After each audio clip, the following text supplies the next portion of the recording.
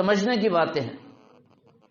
اس لیے خواتین کو مرد حضرات سمجھائیں اور ان کو بتائیں کہ یہ کوئی معمولی چیزیں نہیں ہیں اور یہ کھیل تماشا اور مذاق بھی نہیں ہے کہ جس طرح تم چاہو لباس پہن لو، جس طرح چاہو تم باہر نکل آؤ. اللہ اکبر. حضرت علی رضی اللہ تعالی عنہ اور حضرت فاطمہ الزہرا رضی اللہ تعالی عنہ یہ دونوں ایک مرتبہ رحمت عالم صلی اللہ تعالی علیہ وسلم کی خدمت اقدس میں حاضر ہوئے. حدیث میں آتا ہے، یہ حدیث علامہ ابن حجر نے الزواجر میں نقل کی ہے. الزواجر جس میں بڑے بڑے گناہوں کا ذکر ہے، گناہ کبیرہ جس میں جمع کیے گئے، الزواجر میں یہ حدیث موجود ہے. جب یہ پہنچے تو رحمت عالم صلی اللہ تعالی علیہ وسلم رو رہے تھے، زار و قطار آنسو بہہ رہے تھے. دونوں حضرات پریشان ہو گئے. فاطمہ الزہرا تو لخت جگر تھیں، بیٹی تھی اور سب سے زیادہ پیاری بیٹی، اور حضرت علی رضی اللہ تعالیٰ عنہ داماد تھے اور داماد بیٹا ہوتا ہے. دونوں پریشان ہو گئے کہ کیا مسئلہ ہے. رحمت عالم صلی اللہ تعالی علیہ وسلم کو اپنی امت سے اتنا پیار تھا، اتنی محبت تھی اور اتنی شفقت تھی. یاد رکھیں، حدیث میں آتا ہے، علماء نے لکھا ہے، کسی انسان کو اپنے آپ سے بھی اتنا پیار اور محبت نہیں ہوگی جتنا رحمت عالم صلی اللہ علیہ وسلم کو اپنے ایک ایک امتی سے تھی. ماں باپ کو، سگے ماں باپ کو اپنی اولاد سے اتنا پیار اور محبت نہیں ہو سکتا جتنا رحمت عالم صلی اللہ علیہ وسلم کو اپنی ایک ایک امتی سے محبت اور پیار تھا. رو رہے ہیں، آنسو بہہ رہے ہیں. حضرت علی رضی اللہ تعالیٰ عنہ نے پوچھا، یا رسول اللہ خیر تو ہے؟ فرمایا کہ جب اللہ تعالیٰ نے مجھے جہنم کی سیر کرائی تو میں نے اپنی امت کی 6 عورتیں ایسی دیکھی جو مختلف عذاب میں مبتلا تھیں. آج میرے ذہن میں وہ نقشہ گھوم رہا ہے، وہ مجھے منظر یاد آ رہا ہے اور اس وجہ سے میری آنکھوں سے آنسو بہ پڑے. میں اللہ تعالیٰ سے التجا کر رہا ہوں کہ یا اللہ میری امت کی ان عورتوں کو اس عذاب سے اور اس تکلیف سے محفوظ فرما. آج کی عورت ذرا اس حدیث کو پڑھے اور سوچے کہ رحمت عالم صلی اللہ تعالی علیہ وسلم تیرے لیے رو رہے ہیں اور ہمیں احساس بھی نہیں ہے. حضرت علی رضی اللہ تعالی نے پوچھا، یا رسول اللہ وہ کون سی عورتیں تھیں اور کیسا ان کو عذاب ہو رہا تھا؟ حدیث میں آتا ہے، رحمت عالم صلی اللہ تعالی علیہ وسلم نے فرمایا، ایک عورت تو وہ ہے جو بالوں کے بل جہنم میں لٹکی ہوئی ہے، سر کے بالوں کے بل فرمایا کہ جہنم میں لٹکی ہوئی ہے اور اس کا دماغ جہنم کی آگ میں پک رہا ہے. ایک یہ عورت ہے. اب ذرا اس منظر کو کوئی انسان دیکھ لے کیسے برداشت ہو سکتا ہے؟ رحمت عالم صلی اللہ تعالی علیہ وسلم جو اس امت کی ایک ایک عورت پر سب سے زیادہ شفقت کرنے والے، محبت کرنے والے، جب انہوں نے اپنی آنکھوں سے دیکھا تو پھر یہی تو ہونا تھا. فرمایا دوسری عورت وہ ہے جو زبان کے بل جہنم میں لٹکی ہوئی ہوگی، زبان کے بل جہنم میں لٹکی ہوئی ہوگی. فرمایا کہ اس کے منہ میں جہنم کا کھولتا ہوا پانی جو انگاروں کی طرح ہوگا، فرمایا وہ ڈالا جا رہا ہوگا. زبان کی بل وہ لٹکی ہوئی ہے اور اس کے منہ میں کھولتا ہوا پانی. یہ دوسری عورت ہوگی. فرمایا بعض عورتیں میں نے ایسی دیکھی ہیں جن کے دونوں پاؤں سینے سے بندھے ہوئے اور دونوں ہاتھ پیشانی سے بندھے ہوئے ہیں اور ان کے پورے جسم پر سانپ اور بچھو مسلط ہیں. یہ تیسری عورت ہے، میں نے اپنی آنکھوں سے دیکھا. اور فرمایا کہ چوتھی عورت وہ ہے جو سینے کے بل جہنم میں لٹکی ہوئی ہے اور فرمایا کہ اس کو کئی طرح کے عذاب ہو رہے ہیں. اور پانچویں عورت فرمایا کہ جس کا سر اور چہرہ تو خنزیر کی طرح ہے اور باقی جسم اس کا گدھے کی طرح ہے، اور اس کو ہزاروں طرح، یہ لفظ ہے نبی پاک صلی اللہ تعالی علیہ وسلم کے، فرمایا ہزاروں طرح کے عذاب اللہ تعالیٰ اس کو دے رہے ہیں، ان عذابوں میں مبتلا ہے۔ اور چھٹی عورت وہ ہے، فرمایا جس کا پورا جسم کتے کی طرح ہے،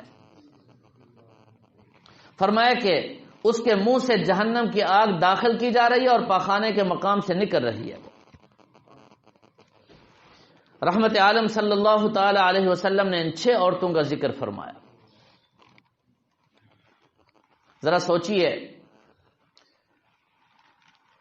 حضرت علی رضی اللہ تعالیٰ عنہ کی کیا حالت ہوئی ہوگی، سیدہ فاطمہ الزہرا رضی اللہ تعالیٰ عنہ نے یہ ساری کیفیات سن کر ان پر کیا اثر ہوا ہوگا۔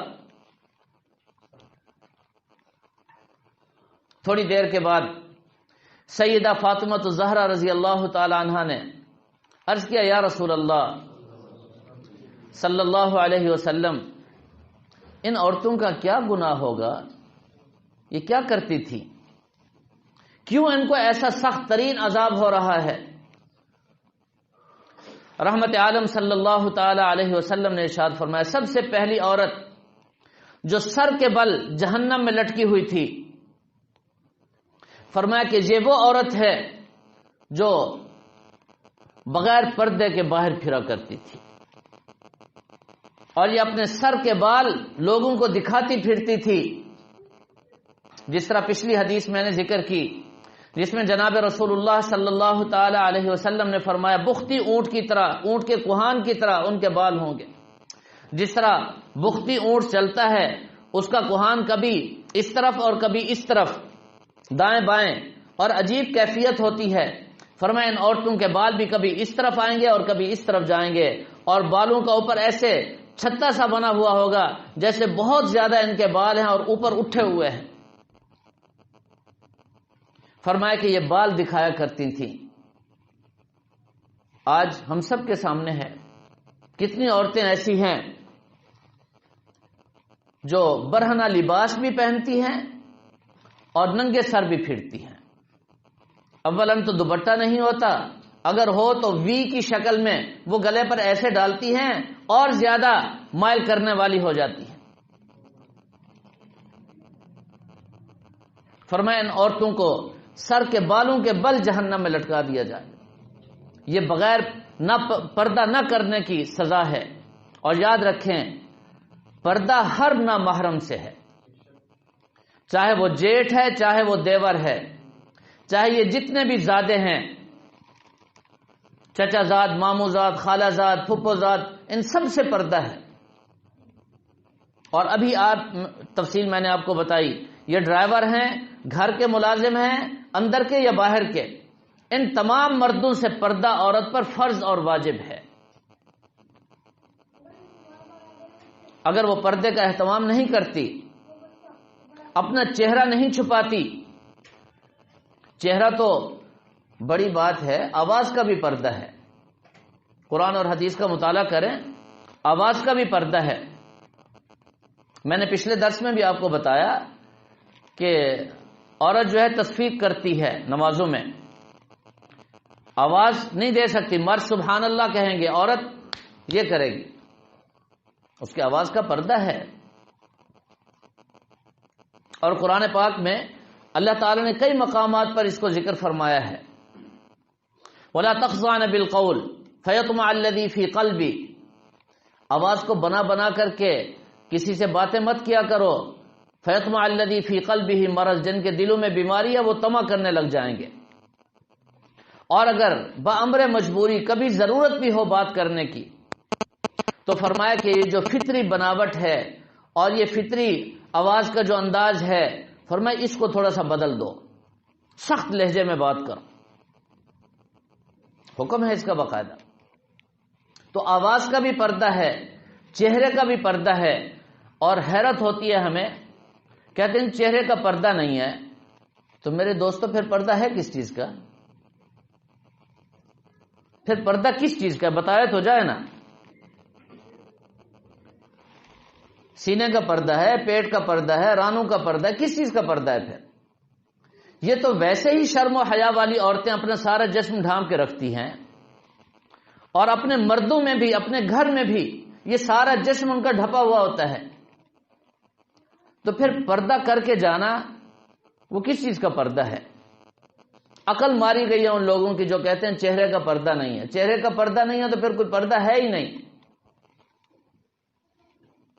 مجمع المحاسن، سب سے پہلی چیز جس کو دیکھا جاتا ہے وہ چہرہ ہے۔ مرد حضرات، آپ حضرات اب بیٹھے ہوئے ہیں، آپ پردہ بغیر پردے کے بیٹھے ہیں، تو بغیر پردے کا کیا مطلب ہے؟ آپ سمجھ لیں، چہرے پہ کچھ نہیں ہے، بس یہی پردہ نہ ہونا ہے۔ اور اگر چہرے پہ کوئی کپڑا ڈال لے تو کیا کہتے ہیں؟ پردہ کر کے بیٹھا ہے جی، چاہے وہ مرد کیوں نہ ہو۔ یہ ایسا عام فہم اور عام مسئلہ ہے، اس پر کسی دلیل کی بھی ضرورت نہیں، جبکہ میں پہلے آپ کو سمجھا چکا ہوں تمام مفسرین کیا کہتے ہیں؟ یغطین وجوہہن، چہرے ہی کا پردہ ہے۔ تو بہرحال یہ پہلی عورت ہے جو سر کے بل جہنم میں لٹکی ہوئی ہوگی، اور اس پر بڑا سخت قسم کا عذاب، اس کا دماغ جو ہے فرمایا وہ جہنم کی آگ میں پک رہا ہوگا، کھول رہا ہوگا۔ یہ پردہ نہ کرنے کی سزا ہے۔ اور دوسری عورت فرمایا جس کو زبان کے بل جہنم میں لٹکایا جائے گا اور اس کے منہ میں کھولتا ہوا گرم پانی ڈالا جائے گا، فرمایا یہ وہ عورت ہے جو اپنی زبان سے اپنے شوہروں کو ستایا کرتی تھی، زبان درازی کیا کرتی تھی، لان تان ان کی عادت ہوا کرتی تھی، ہر چیز پہ تان، ہر بات میں لان اور ملامت، لعنت اور ملامت یہ عورت کا مزاج ہوتا ہے۔ فرمایا یہ لعنت اور ملامت کرنے والی عورتیں زبان کے بل جہنم میں لٹکائی جائیں گی۔ اور حدیث میں آیا ہے، فرمایا جو بد اخلاقی کرنے والی عورتیں ہیں، گھر میں ہر وقت بد اخلاقی، بد زبانی، کبھی شوہر کو، کبھی شوہر کے ماں باپ کو، کبھی شوہر کی ماں کو، کبھی شوہر کی بہنوں کو، سارا دن ان کا کام یہی ہے۔ لیکن محدثین نے یہاں ایک جملہ اور بھی لکھا ہے، فرمایا یہ عورتوں کے ساتھ خاص نہیں ہے، اگر مرد ایسا کریں گے، اپنی بیویوں کو زبان سے ستائیں گے، لان تان کریں گے، اور اپنی بیوی کے ماں باپ بہن بھائیوں کو برا بھلا کہیں گے، گالیاں دے، فرمایا ان کے لیے بھی یہی سزا ہوگی۔ چونکہ یہ کام عورتیں زیادہ کرتی ہیں، مرد تو مرد ہوتا ہے، اس میں بڑا صبر ہوتا ہے، تحمل ہوتا ہے، بردبار ہوتا ہے، مرد صاحب کمال ہوتا ہے، لیکن ہمارے ہاں کوئی مرد ہے نہیں جو اوصاف میں نے بیان کیے ہیں۔ ان اوصاف کا حامل مرد شاید تلاش کرنا پڑے، ملتا نہیں ہے چیز۔ تو صحیح معنوں میں مرد وہی ہوتا ہے جس کے اندر تحمل ہو، برداشت ہو، صبر ہو، حوصلہ ہو، اور وہ لان تان کرنے والا نہ ہو، ذکر فکر کرنے والا ہو، اور بیوی اگر جذباتی ہو جائے اور زبان دراز ہو جائے تو اس پر صبر کر کے اس کو پیار اور محبت سے سمجھانے والا ہو، یہ مرد ہے۔ میرے پچھلے بیان اگر آپ لوگوں کے ذہن میں ہیں تو یہ ساری باتیں گزر چکی ہیں۔ تو خواتین کو سمجھایا جائے کہ جو تم زبان درازی کرتی ہو، اللہ کے حبیب صلی اللہ علیہ وسلم نے بڑی سخت وعید اور سخت سزا جہنم میں دیکھ کر کے بتائی ہے، ایسے نہیں، دیکھ کر کے آئے ہیں۔ اس طرح کی عورتوں کو وہاں سزا ہو رہی تھی اور وہ جہنم کی آگ میں زبان کے بل لٹکی ہوئی تھی۔ ان کو بار بار یہ حدیثیں سنائی جائیں، سمجھایا جائے، ٹھیک ہو جائیں گی۔ فرمایا تیسری عورت وہ ہے جس کے دونوں پاؤں سینے سے اور دونوں ہاتھ پیشانی سے باندھے گئے ہوں گے، اور جس کو سانپ اور بچھو ڈس رہے ہوں گے، سانپ اور بچھو کثیر تعداد میں اس پر مسلط ہوں گے۔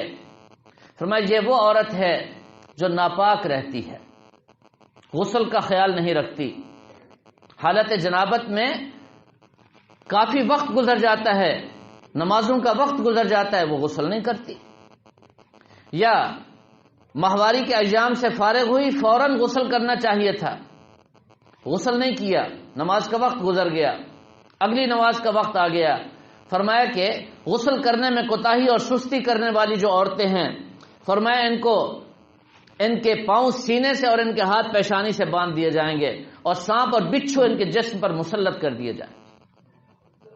یہ بڑا اہم مسئلہ ہے، خواتین کو سمجھایا جائے. اگر وہ ہر مہینے اپنی ماہواری کے ایام سے جب پاک ہوئیں، اگر اتنا وقت ہے کہ وہ غسل کر کے صرف تکبیر تحریمہ کہہ سکتی ہیں، کسی بھی نماز کا اتنا وقت باقی ہے، تو فرمایا اس وقت کی نماز ان پر فرض ہو گئی ہے اور انہیں چاہیے فوراً غسل کریں اور غسل کر کے نماز ادا کریں. اگر اس میں وہ سستی کرتی ہیں، کوتاہی کرتی ہیں، تو فرمایا کل قیامت کے دن ان کے جسم پر سانپ اور بچھو مسلط کر دیے جائیں گے، اور وہ سانپ اور بچھو جہنم میں. اور ہمارے ہاں آج کل مرد بھی سستی کرتے ہیں، رات کو حالت جنابت اور صبح نماز جا رہی ہے، کوئی پتہ نہیں، پرواہ بھی نہیں، احساس بھی نہیں ہے. نماز تک تو گنجائش ہے، نماز کا وقت گزر جائے غسل نہ کیا ہو تو یہ سخت قسم کا اور بدترین قسم کا فعل اور گناہ ہے. یہ معمولی نہیں، بہت بڑا گناہ ہے. اصل تو یہ ہے کہ فوراً غسل کیا جائے، پاک ہو کر انسان سوئے. اگر فوراً نہیں کر سکتا تو کوئی حرج نہیں، گنجائش ہے. اس حد تک تاخیر کرے کہ نماز فوت نہ ہونے پائے. اور اگر مرد حضرات اس میں سستی کرتے ہیں، غفلت کرتے ہیں، تو ان کے لیے بھی یہی سزا ہے، یہی عذاب ہے. ایسا نہیں ہے کہ یہ عورتوں کے ساتھ خاص ہے، چونکہ عام طور پر کثرت سے عورتیں اس میں کوتاہی کرتی ہیں اور غفلت کرتی ہیں، اور مرد یہ تو بڑے سمجھدار، طاقتور، توانا ہوتے ہیں. کیا خیال ہے جی؟ لیکن ہمارے ہاں تو یوں لگتا ہے کہ ہماری عورتیں آج کل طاقتور اور توانا ہیں، مرد بیچارے وہ پیچھے ہیں. تو یہ فیصلے آپ خود کر لیں جی، کون آگے ہے کون پیچھے ہے جی. عورتوں نے مردوں کو پیچھے چھوڑ دیا ہے. مردوں کو مرد بن کر رہنا چاہیے. اپنی مردانگی کا مطلب صرف ایک لیا جاتا ہے، وہ نہیں ہے جی. اپنے آپ کو اپنے اوصاف کے ساتھ اپنے منصب پر دوبارہ بحال کروائیں، جو بھی ہو اس پر محنت کریں جی. یہ بڑا سخت معاملہ ہے غسل کے حوالے سے، اور خواتین کے لیے میری درخواست ہے آپ حضرات ان کو جا کر کے سمجھائیں. بہشتی زیور میں حیض اور حیض سے پاک ہونے کے بعد کے جو مسائل ہیں ان کو اچھی طرح سمجھیں. سمجھ میں نہ آئے آپ ان کو سمجھائیں، پھر بھی سمجھ میں نہ آئے علماء سے پوچھیں، ان کو بتائیں. اور اس سے زیادہ سہل انداز میں ابھی میں ذکر کر رہا تھا حضرت مفتی عاشق الہی صاحب کا نور اللہ مرقدہ، انہوں نے تحفہ خواتین ایک کتاب تصنیف کی ہے. تحفہ خواتین، وہ واقعی خواتین کے لیے عظیم تحفہ ہے، لاجواب تحفہ ہے. تحفہ خواتین میں حیض کے مسائل، استحاضہ کے مسائل، اور اسی طرح اس سے پاک ہونے کے بعد کے جو مسائل اور احکام ہیں تفصیل کے ساتھ انہوں نے لکھ دیا. خواتین کو چاہیے وہ پڑھیں اور آپ حضرات ان کو پڑھوائیں، پابند کریں ان کو. تو خواتین پاک رہنے کا اہتمام کریں. ہمارے ہاں تو آج کل ایسی کوئی غلاظت آ گئی ہے، حالانکہ صفائی اور نظافت یہ نصف ایمان کا بہت بڑا حصہ قرار دیا گیا، طہور شطر الایمان. اور اس سے ظاہری نظافت بھی ہے اور اندرونی نظافت بھی ہے. اپنے اندر کو بھی شرک سے، کفر سے، نفاق سے، بدعات سے، رسم و رواج سے، بری چیزوں سے پاک رکھیں. حسد سے، تکبر سے، دنیا کی محبت سے، مال کی محبت سے، ریاکاری کے جذبات سے. یہ دل جو ہے اندر، اس کو ان تمام گندگیوں سے پاک رکھنا یہ ایمان کا اہم ترین شعبہ ہے. اور اسی طرح ظاہر کو بھی پاک اور صاف رکھنا یہ ضروری ہے. تو خواتین کو اس کا پابند کیا جائے اور مرد حضرات بھی ان کا اہتمام کریں. چوتھی عورت فرمایا جس کو سینے کے بل جہنم میں لٹکایا جائے گا. سینے کے بل جس عورت کو جہنم میں لٹکایا جائے گا، فرمایا یہ وہ عورت ہے جو نامحرم مردوں سے تعلقات رکھتی ہے، ان سے بات چیت کرتی ہے، گپ شپ کرتی ہے. یہ بڑا سخت معاملہ ہے آج کل. فرمایا ایسی عورتیں جو غیر محرم مردوں سے باتیں کرتی ہیں، ان سے تعلقات رکھتی ہیں، ہمارے ہاں آج کل تو کسی کو یہ بات کی جائے تو وہ کھل کے کہتے ہیں جی یہ تو آج کل یہ تو معمول کی چیز ہے جی، یہ چھیڑ چھاڑ اور یہ گپ شپ اور تھوڑا سا کہتے ہیں یہ تو کچھ بھی نہیں ہے، نعوذ باللہ، لا حول ولا قوت الا باللہ. یعنی کھلم کھلا اتنی بے حیائی آ گئی. یہ وہ چیزیں ہیں جن کو مسلمان سوچ بھی نہیں سکتا. ہمارے ہاں آج کل کہتے ہیں، میں نے ایک جگہ کوئی بات کی تو مجھے کہتے ہیں یہ کوئی بات ہے جی، ایک رشتے کا مسئلہ چل رہا تھا تو انہوں نے کہا جی ہم اس شرط پہ بچی دیں گے، اب یہ تحقیق کرا دیں کہ اس لڑکے کا کسی لڑکی سے تعلق نہ ہو.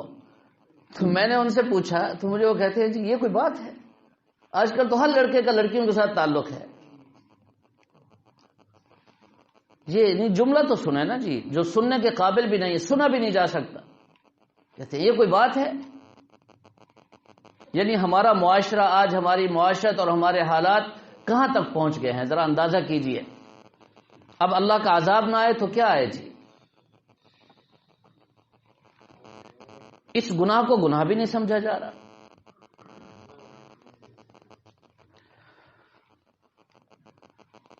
اور اگر اس کو مزید کھولیں تو مسائل اور بڑھتے ہیں. ہمارے ہاں تعلیمی اداروں سے لے کر تنظیمی اداروں تک جہاں نظم و ضبط ہوتا ہے، غیر محرم عورتیں غیر محرم مردوں کے ساتھ ان کے تعلقات بھی ہیں، اور جناب سارا نظام ہے، ہسپتالوں سے لے کر اداروں تک جہاں بھی چلے جائیں، اور اس کو ترقی سمجھا جا رہا ہے، جبکہ یہ ترقی نہیں ہے، بہت بڑی تنزلی ہے. یہ تو حیوانیت ہے. انسان اللہ نے ہمیں بنایا تھا اشرف المخلوق، ہم انسان سے نکل کر اپنے آپ کو حیوانوں تک لے آئے ہیں.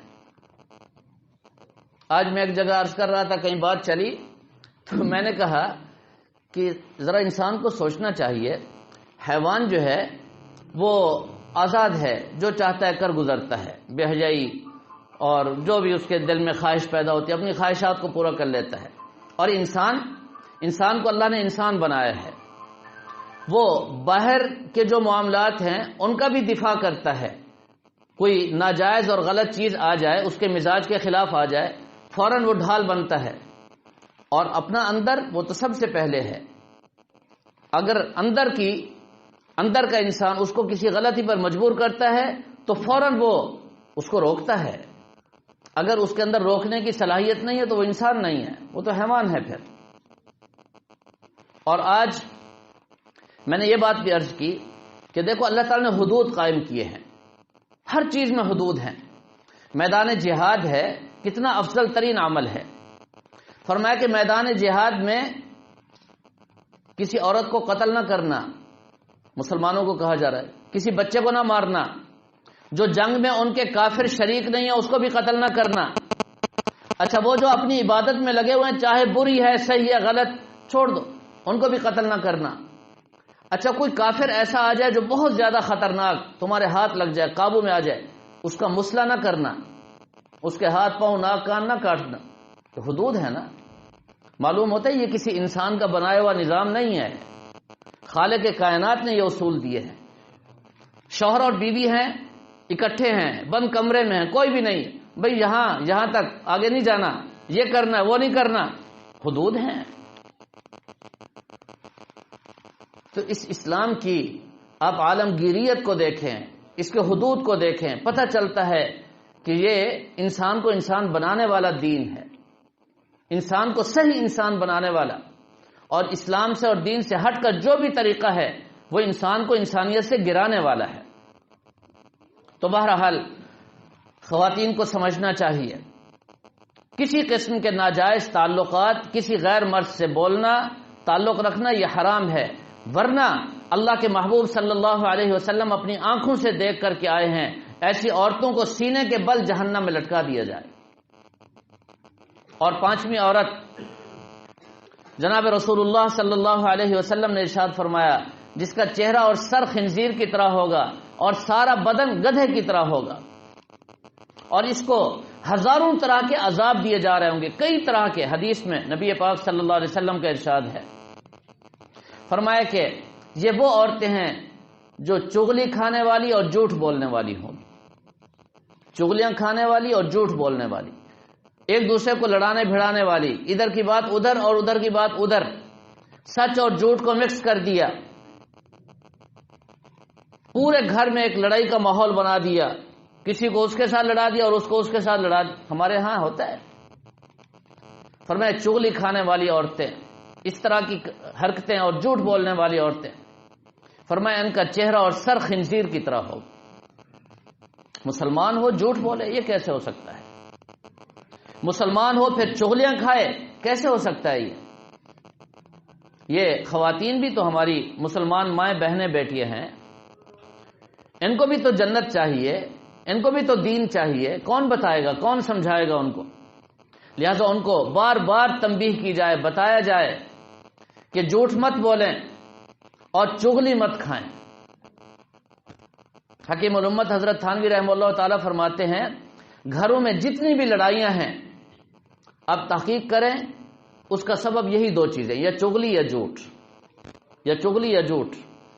ایک بات ایک آدمی نے کی نہیں ہے، دوسرے کو جا کر کہتے جی فلاں نے یوں کہہ دیا، وہ بھی اللہ کا بندہ ایسا کوئی تحقیق نہیں، وہ سچ سمجھ لیتا ہے، بس اس نے یوں کہہ دیا، اب اس نے کارروائی شروع کر دی، پورے گھر کا ماحول تباہ ہو گیا۔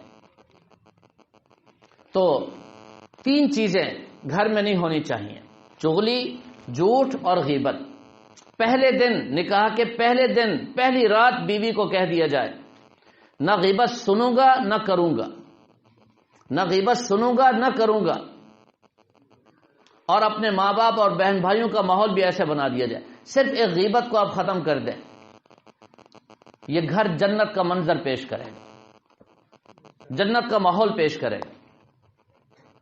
بچنا چاہیے ان چیزوں سے۔ اور فرمایا کہ چھٹی عورت جس کا سارا جسم کتے کی طرح ہوگا، فرمایا کہ اس کے منہ سے جہنم کی آگ داخل ہو رہی ہوگی اور پخانے کے مقام سے نکل رہی ہوگی۔ فرمایا یہ وہ عورت ہے جو حسد کرنے والی اور احسان جتانے والی ہے۔ حسد اور احسان جتانا، حسد اس کی تعریف تو بارہا میں عرض کر چکا ہوں۔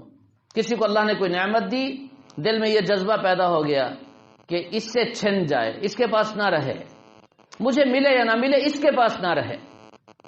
اس کا علاج علماء نے بڑا آسان لکھا ہے۔ فرمایا جس کے بارے میں حسد ہو رہا ہے، دل نہ چاہتے ہوئے بھی ذرا ہاتھ اٹھا لے، اے اللہ اس کو تو نے نعمت عطا فرمائی، اس کو برکتیں عطا فرما، اس کو اور زیادہ عطا فرما، اے اللہ یہ نعمت مجھے بھی عطا فرما دے۔ بس فرمایا 2-4 دن اس طرح دعا کریں، حسد کی بیماری ختم ہو جائے گی۔ بڑا آسان نسخہ ہے۔ جس پر حسد آ رہا ہے، بتکلف نہ چاہتے ہوئے 2-4 جگہوں پر بیٹھ کر اس کی تعریف کر دیں، وہ تو بہت اچھا ہے، ماشاءاللہ بہت اچھا ہے، اللہ نے اس کو بڑی نعمتیں عطا فرمائی ہیں، اللہ تعالیٰ اور اس کو نعمتیں عطا۔ ذرا جبر کریں اپنے خلاف، لوگوں پر جبر کرنا تو آتا ہے نا، ذرا اپنے نفس کے خلاف بھی جبر کرنا سیکھیں، ذرا اس کو کہیں، اپنے نفس کو کہیں کہ اس طرح کہہ دو، بس 2-4 دفعہ کی بات ہے، جب کہیں گے بات ختم ہو جائے گی۔ اور احسان جتانا یہ بھی بڑا اہم مسئلہ ہے، اور اس کا بنیادی سبب آپ حضرات سوچیں، غور کریں، میں آپ کو بتا دیتا ہوں اس کا بنیادی سبب کیا ہے۔